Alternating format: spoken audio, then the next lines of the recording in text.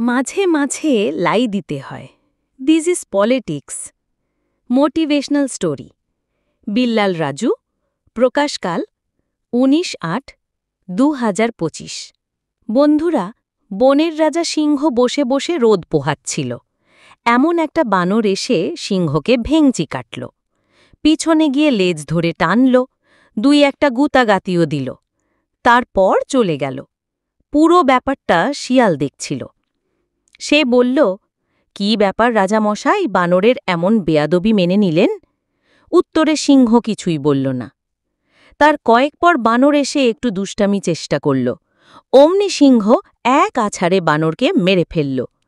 এবার শিয়াল বলল, সেদিনের চেয়ে আজ অত কিছুই করে নাই, আজ ওকে মেরে ফেললেন?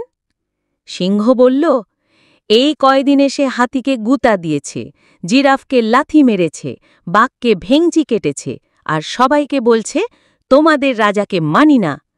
সেদিন লাই দিয়ে মাথায় তুলেছিলাম, আজ আছাড় দিয়ে মাথা থেকে নামিয়ে দিলাম।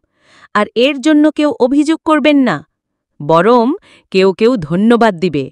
This is politics.